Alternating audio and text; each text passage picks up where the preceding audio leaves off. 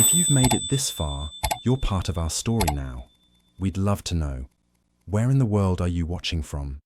Drop your city or country in the comments below and help us map our global family. Your voice matters here.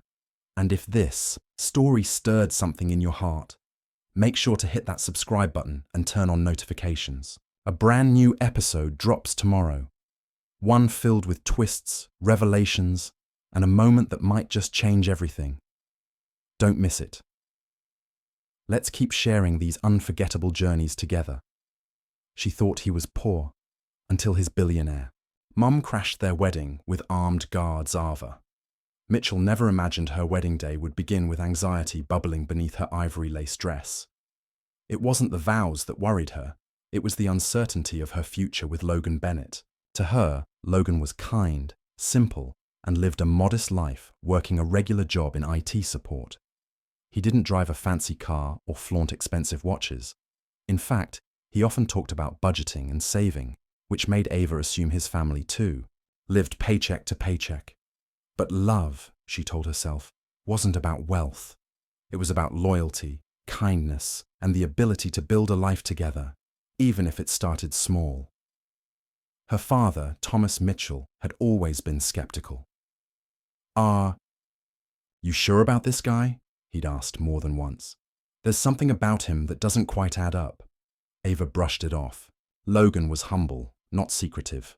But just as the music swelled and the officiant called for the bride, a sleek convoy of jet-black Cadillac Escalades pulled up outside the vineyard. The air shifted, guests turned, whispers rippling like wind through leaves. The doors of the lead vehicle opened, and out stepped a woman in a tailored navy blue suit and designer heels, flanked by bodyguards in earpieces and dark sunglasses. Her presence was magnetic, commanding. It was Victoria Bennett, Logan's mother. Ava's bouquet trembled in her hands.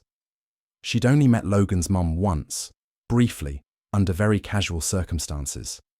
There was never any indication that she was someone of importance, let alone the CEO of one of California's most powerful real estate firms. Victoria walked straight down the aisle, not bothering to wait for an invitation.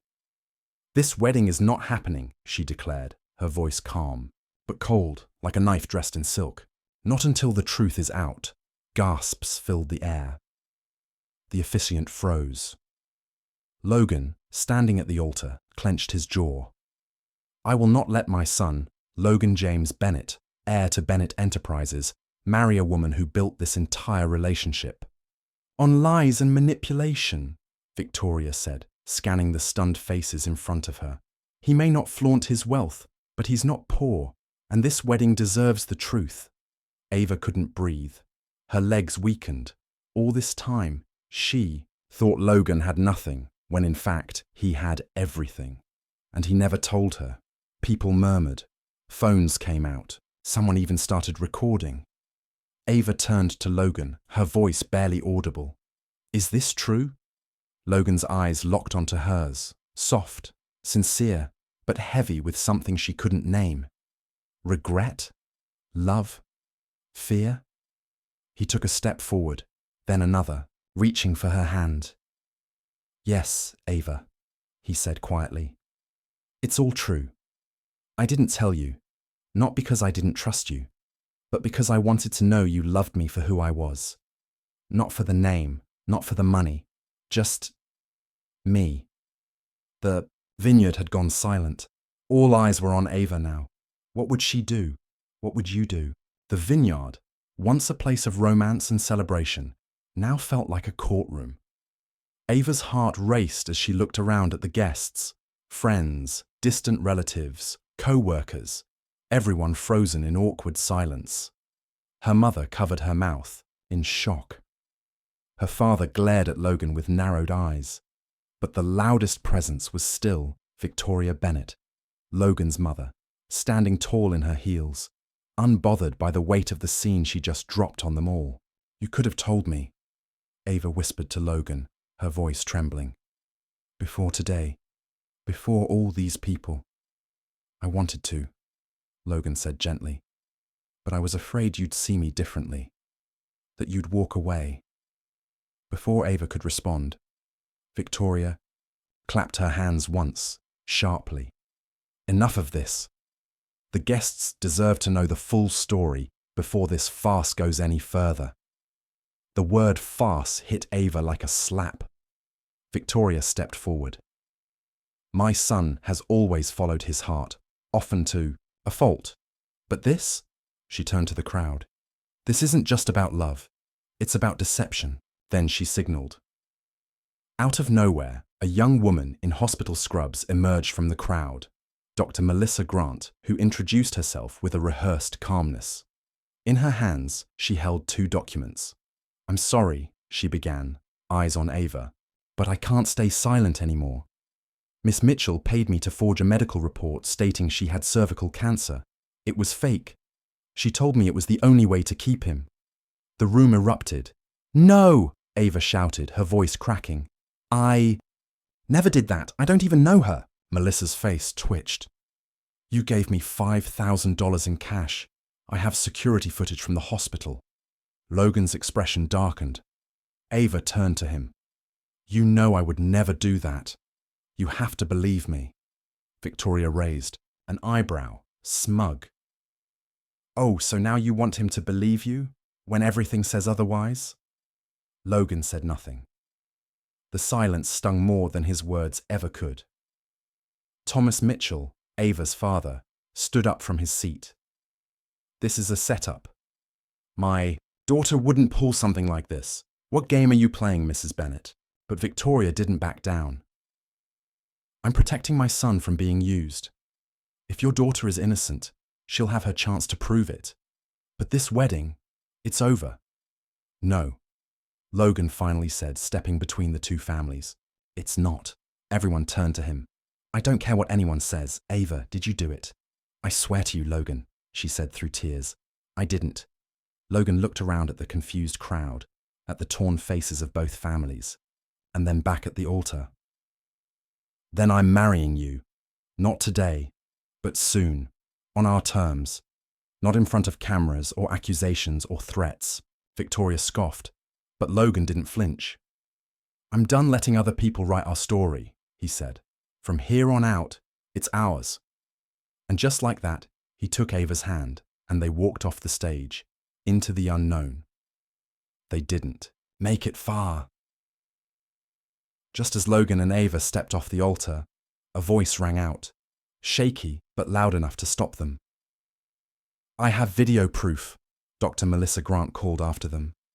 You may not believe me now, but I didn't come here to lie. Logan froze. Ava turned slowly, her face pale. Video? Logan asked, his voice steady but low. What video? Dr. Grant pulled out her phone, hesitated, then hit play. The crowd leaned forward as she held the screen up. A blurry surveillance. Clip played. The footage showed a woman, long dark hair, a face mask, oversized sunglasses, handing an envelope to a receptionist at the side entrance of San Gabriel Medical Center. The video had no sound, but the timestamp and context painted. A damning picture! Ava shook her head in disbelief. That's not me. That's not even my body type. You can't tell who that is. But some guests had already begun to whisper. Victoria Bennett crossed her arms. Convenient how the woman is covered head to toe, isn't it? Who else would benefit from this lie? I would never fake a diagnosis, Ava snapped. My God, what kind of person do you think I am? Dr. Grant looked conflicted. You weren't the first patient who came to me with a desperate story, but you were the first who begged me to help save a relationship. I told you I'd lose everything, my license, my career. You said you didn't care. You're lying, Ava shouted. You're just trying to protect yourself. Logan's jaw clenched. Why now? He asked Melissa. Why today? She hesitated. Because someone paid me more to come forward. The crowd gasped. Ava blinked. Who paid you? Dr. Grant looked over at Victoria, but didn't say a word. Logan followed her eyes and stepped toward his mother. Did you do this? Victoria didn't deny it. Instead, she smiled. I made sure the truth came. Out. Whether it was comfortable or not. So you manipulated this entire thing, Logan said bitterly. Just to control me. I protected you, she replied. That's what mothers do. No, Logan said. That's what you do. Manipulation isn't love. As security gently asked guests to leave the area, the room turned from a wedding to a war zone, emotionally at least. People walked out in stunned silence. A few reporters outside tried to sneak in. Someone had clearly leaked the story. Ava sat down on the edge of the altar steps, shoulders slumped, mascara streaked. I don't know what's real anymore, she whispered. Logan sat beside her. Neither do I, he admitted. But I do know what I feel. She looked at him, eyes wide. And what's that? He exhaled slowly. That something bigger is going on. That someone wants to break us apart so badly they'd ruin reputations to do it. And if you're being framed, we'll prove it. Ava gripped his hand, her voice barely audible. Then we do it together. Logan nodded. Together. And somewhere, just outside the venue gates, a camera lens clicked quietly. Someone was still watching. Logan couldn't sleep that night.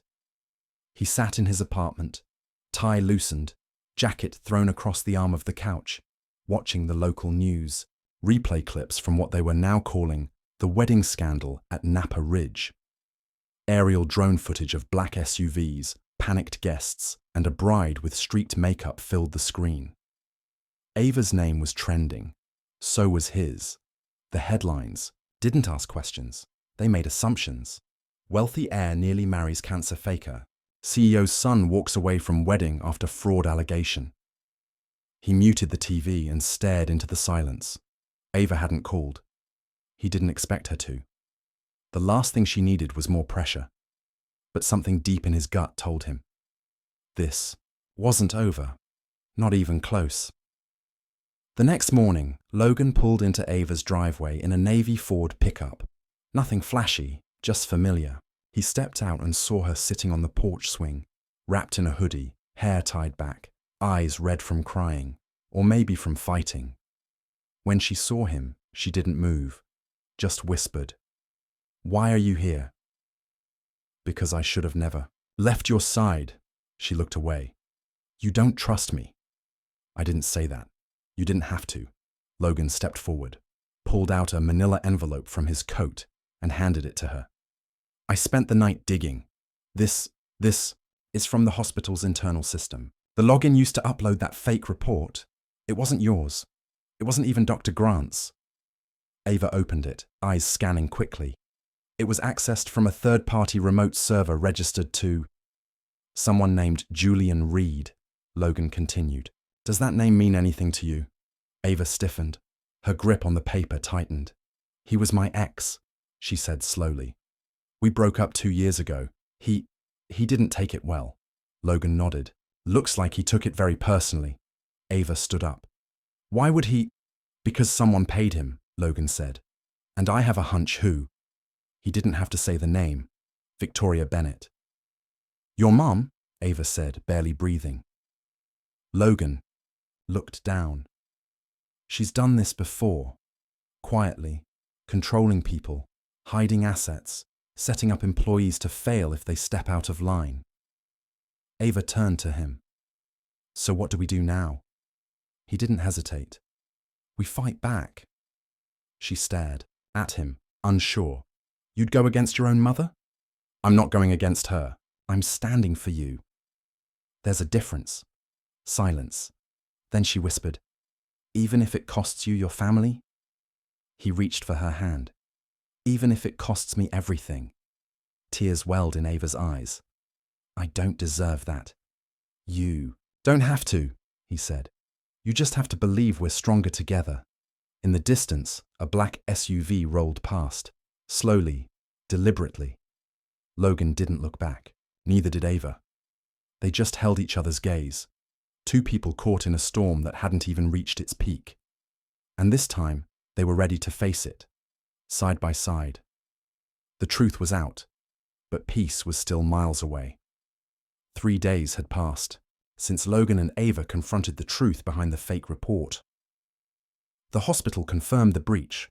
Julian Reed had been caught on security footage entering a restricted computer terminal. The IT team found transfer logs leading back to an anonymous fund, one connected, quietly, to Bennett Enterprises.